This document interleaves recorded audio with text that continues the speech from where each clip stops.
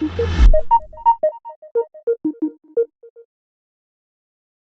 last edition of the European Lunar Symposium took place this week in Padova. The conference aimed at bringing together scientists and engineers from all around the world to focus on lunar science and the technology enabling human and robotic exploration of the moon. So I think there is a global movement now to go back to the moon. So it's more than 50 years since the Apollo era. But what we've started to see is that we understand the moon better now than we ever did before.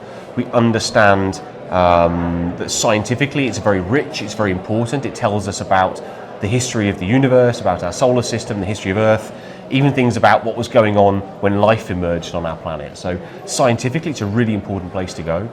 We've also started to understand the potential of resources that we find there to support future exploration, and so there's a lot of interest in that. And it also provides somewhere where we as an international community can start to live and work away from Earth for the first time. And what we're seeing now, I think, are those first steps of us as a species moving beyond Earth and out into the solar system. And the moon is the first place we're going to do that. And I think now is the time when all the technology and everything has come together, and it's the right time for that to start. How will this current geopolitical situation affect the plan to return to the moon? So we in Europe, we did have a partnership with Russia, with Roscosmos, on the prospect and pilot, which are two things we were providing for those missions. So following the aggression against Ukraine, ESA was forced to end that agreement, and so now we're no longer involved in that program. So some of our projects have been affected very deeply by this. We've had to stop some things, other things we've had to redirect. We're also now working with other partners. So the program continues, the projects continue, but the frame of those and the partnerships involved are a little bit different than they were. What is specifically the role of Europe to the moon with humans? So I think we are at the moment in a progressive stage. So we're beginning with fairly small things and we're building up to larger scale contributions. So we are working on payloads or scientific instruments and equipment that we're flying on partner missions. So that can be missions with the United States, with China, with Japan. We are building modules to put crew on the Gateway, which is an orbital outpost that's going to go near to the moon.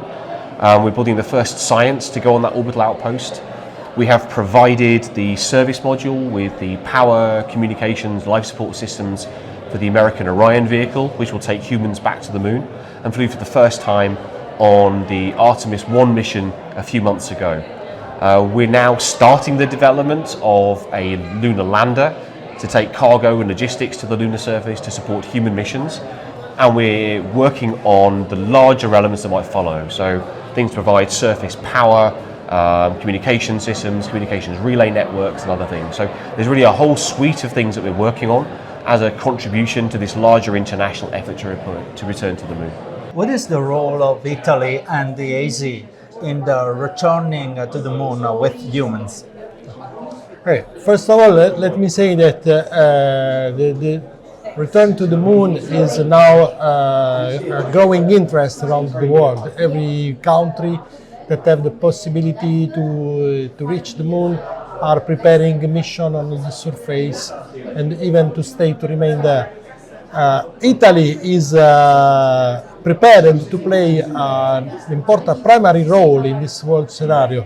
If we think that we were one of the first countries signing the Artemis Accord with NASA, and in this framework we have started last year a joint study to define the architecture of the first habitation module on moon surface, which will be able to host crew astronauts for at least 7 days. So we are going beyond the simple mission, just going there, explore, observe.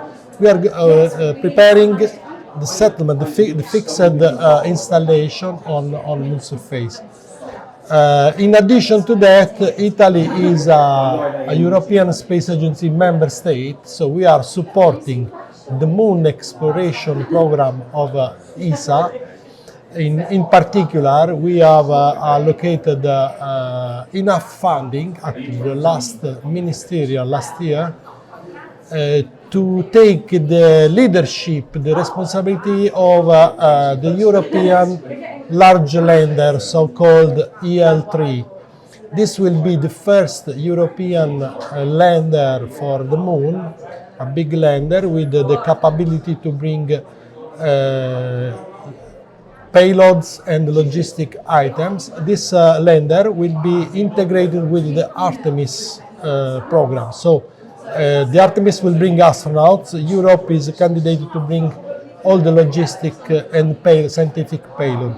So Italy is prepared. There is a selection process in progress in these weeks, and we hope after the summer to have the results, to have the Italian companies taking the leadership role for that. I can add also there is a lot of activity related to the science exploitation of moon. For example, Italy sent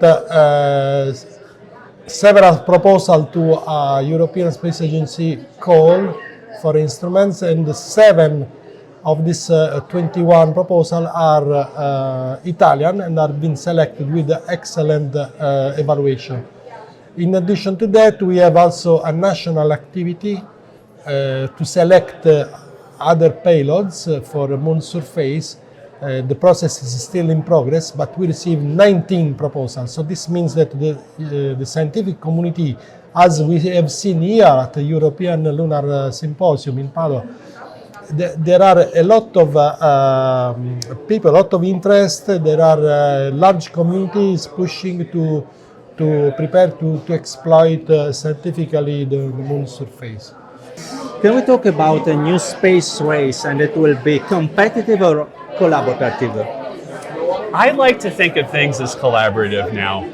So I'm old enough to remember the Apollo 11 landing on the moon, when Neil Armstrong and Buzz Aldrin set foot on the moon, made the first human footprints on the moon in the history of humankind. Back then, things were a lot different. It was the United States and the Soviet Union that were competing for primacy in space. Now, it's really, really different. And so I lead an institute which has international partners all around the world. And we're focusing on the exciting science that the moon is going to reveal to us and has revealed to us. I like to say that it's not our grandfather's moon anymore, because we have found things like water, volatiles, resources. The moon is a place that we want to go to and we want to stay. So, and it's also going to inform us about eventually going to Mars as well. We're going to learn so many important lessons for going there. So it's a really important place. And so we are working with many different nations, including Italy. Italy is one of the foremost partners, actually, in a lot of different ways, both scientifically and in other ways. And so NASA has something called the Artemis Accords, which Italy has signed on to, and which makes Italy a full partner in development of this exciting new program. Italy is also a partner with my institute, which is called SSERVI, and it is a NASA institute that focuses on science. And Italy does some of the best science in the world in certain areas. So, for instance, laser retroreflectors, something that you might have heard of. These were things that were placed on the moon by the Apollo astronauts and have provided important data to us on a wide range of things for over 50 years. And so Italy is one of the world's leaders in this. We're so excited to partner with Italy and all of the nations in Europe in this way. So back to your original question, is it a space race or is it more collaboration? I look at it as more collaboration now. And to me, that's what makes me so excited. I like to think of us at NASA, and particularly my institute, helping rise the tide so that everyone can play in this wonderful new adventure that we have.